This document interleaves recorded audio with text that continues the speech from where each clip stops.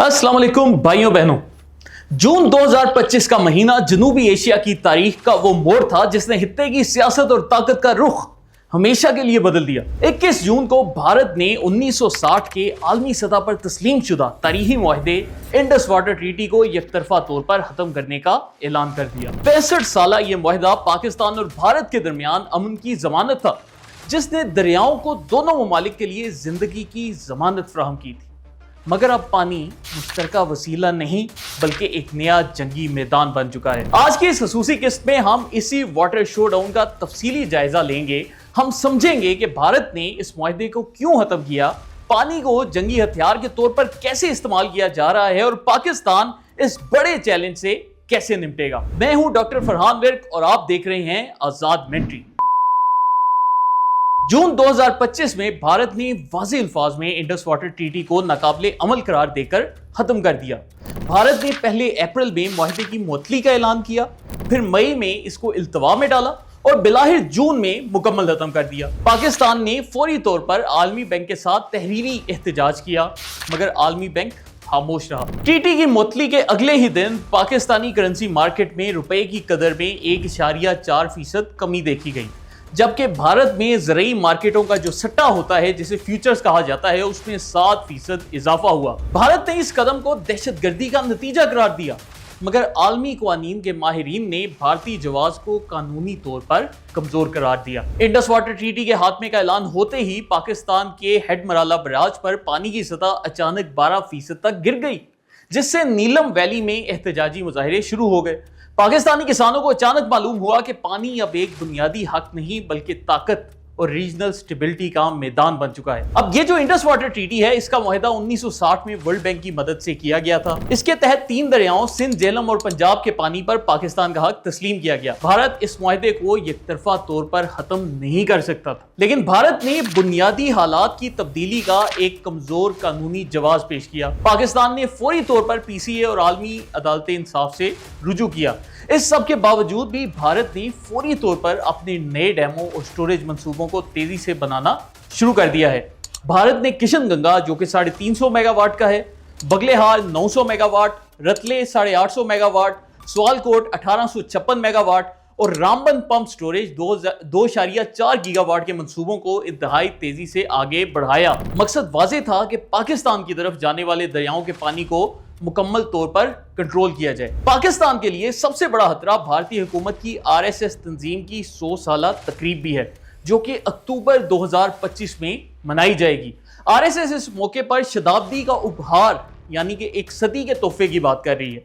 भारतीय तजिया निगारों ने खबरदार किया है कि RSS पानी को तोहफे के तौर पर पेश करने की ख्वाहिश रखती है। ये वही अरसा है जब भारत की रियासत बिहार में इंतखाबात भी हो रहे हैं। माजी के तजुर्बे से जाहिर है कि मोदी हुकूमत इंतखाबात जीतने के लिए जंगी हालात पैदा करने से कभी नहीं कतराती। यही नहीं, जून 2025 में भारतीय हिंदू रहनुमा स्वामी राम भद्राचार्य ने भारतीय फौज के सरबराह को सरेआम बोला कि वो गुरु दक्षिणा के तौर पर आजाद कश्मीर उन्हें पेश करें। अब ये जो गुरु दक्षिणा है, ये एक पुराना हिंदू कॉन्सेप्ट है जिसमें एक जो शागिर्द है वो अपने उस्ताद को उसके मुंह मांगा जो तोहफा होता है वो उसको पेश करता है। तो यहाँ पर जो स्वामी भद्राचार्य है वो भारत की फॉरेन पॉलिसी को डिक्टेट कर रहे हैं और भारतीय आर्मी चीफ को खुद हुक्म दे रहे हैं कि तुमने मुझे ये चीज देनी है।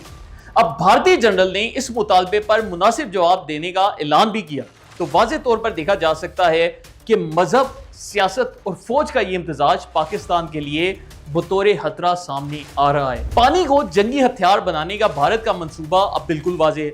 सिंतास मुआहदे के तहत पाकिस्तान के 80% ज़रई रकबे का पानी इन्हीं दरियाओं से आता है। माहिरीन का कहना है कि भारत की पानी रोकने की कोशिशों से पाकिस्तान की ज़राअत और मईशत को शदीद धचका लगेगा। सिर्फ एक मौसम के लिए पानी की कमी भी पाकिस्तान में गंदम की पैदावार 35% तक कम कर सकती है। कपास की पैदावार भी खतरे में पड़ जाएगी, जो पाकिस्तान की बरामदात का 55% हिस्सा बनती है। ये सूरत हाल पाकिस्तान के लिए 3 वाज़ेह चैलेंजेस पैदा कर रही है। पहला ये कि पाकिस्तान के अंदर ज़रई मईशत का बहरान, दूसरा सूबों के दरमियान पानी की तकसीम पर सियासी कशीदगी और तसादुम का खतरा, और तीसरा ये कि भारत की जानिब से झूठे ऑपरेशन और फॉल्स फ्लैग ऑपरेशन के तहत जंग के नए बहाने पैदा करना। माजी में भारत ने उड़ी हमले जो कि 2016 में हुआ और पुलवामा हमले जो कि 2019 में हुआ, इस जैसे वाकयात के जरिए पाकिस्तान के खिलाफ फौजी कार्रवाइयां भी की हैं। अप्रैल 2025 में होने वाले पहलगाम हमले का इल्जाम भी फौरन भारत ने पाकिस्तान पर लगाकर इसी नौइयत का दबाव बनाने की कोशिश की। इसलिए यह खतरा मौजूद है कि अगस्त से लेकर नवंबर 2025 के दरमियान भी ऐसे ही एक फॉल्स फ्लैग वाकये के जरिए भारत पाकिस्तान के खिलाफ एक नई महदूद पैमाने की जंगी कार्रवाई का आगाज कर सकता है, जिसके लिए पाकिस्तानी कौम को हर सतह पर तैयार रहना पड़ेगा। देखिए, हमने आपको पहले भी बताया कि 3 वो फैक्टर्स हैं जो कि इस पूरी जंग के इक़दाम की हिमायत कर रही हैं।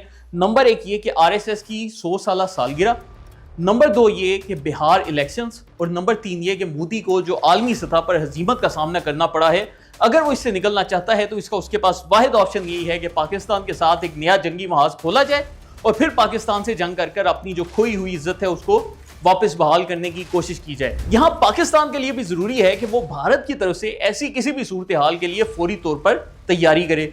पाकिस्तान को चाहिए कि वो अपनी सरहदों पर फिजाई निगरानी और ओपन सोर्स इंटेलिजेंस के जरिए ऐसी किसी भी कार्रवाई के सबूत फौरी तौर पर हासिल करे ताकि अवामी सतह पर भारत के झूठे प्रोपेगेंडे का मुकाबला किया जा सके।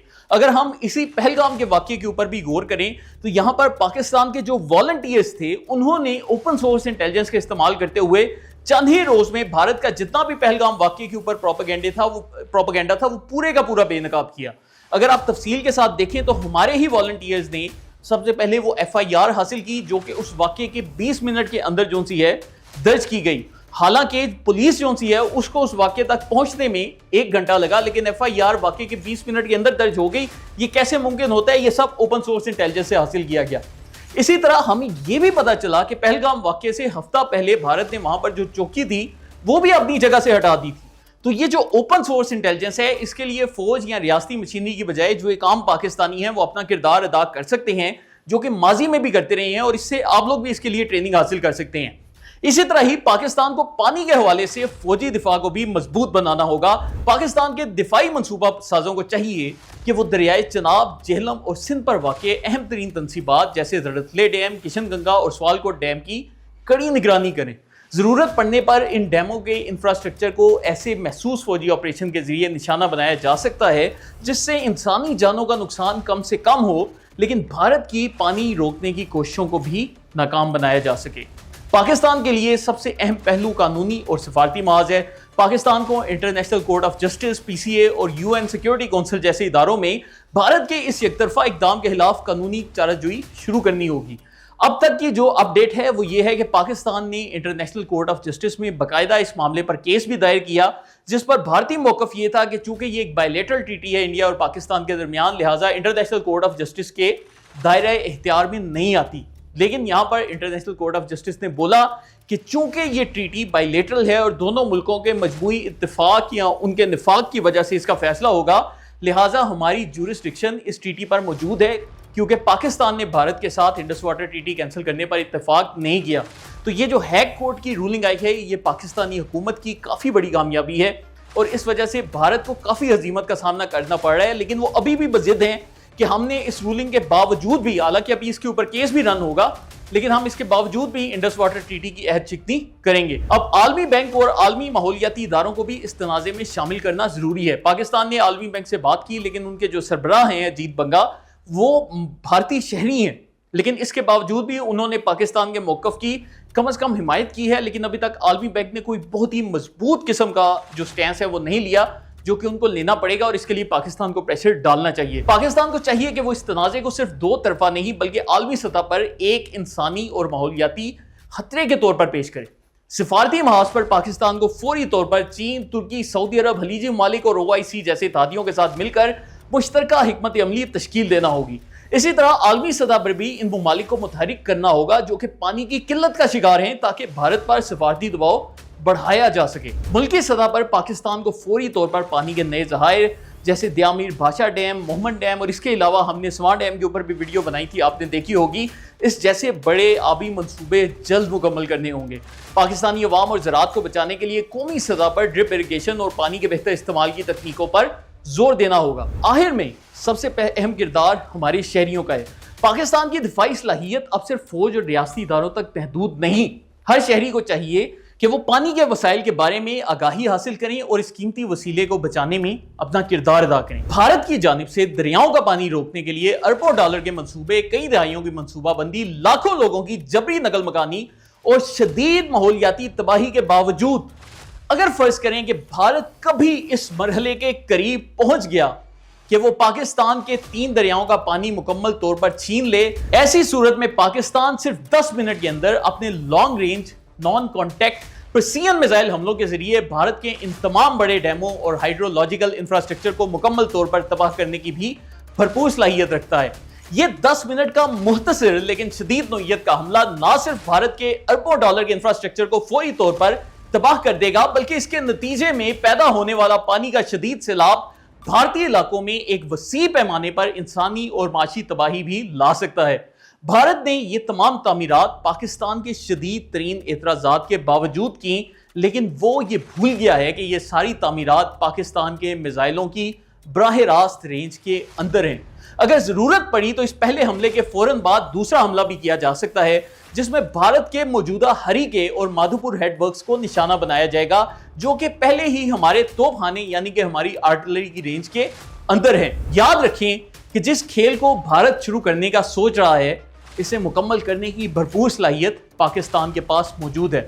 ہم امن چاہتے ہیں، لیکن پاکستان کی سرزمین، اس کے پانی اور اس کے عوام پر کوئی سمجھوتا برداشت نہیں کیا جائے گا۔ پانی پاکستان کی بقا ہے اور اس کی حفاظت ہماری بنیادی ذمہ داری ہے۔ پاکستان کے عوام اور مسلح افواج ہر طرح کی صورتحال کے لیے تیار ہیں۔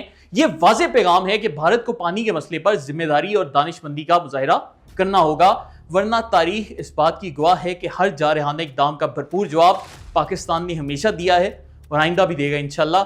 پاکستان نے دریاؤں کے پانی سے زندگی حاصل کی ہے اور انہی دریاؤں کا دفاع ہمارے مستقبل کی ضمانت ہے۔ تو آئیں مل کر عہد کریں کہ پاکستان کی آبی سلامتی پر کوئی سمجھوتا نہیں کیا جائے گا۔ انشاءاللہ اگلے ایپیسوڈ میں آپ سب سے ملاقات ہوگی، تب تک اپنا خیال رکھیں۔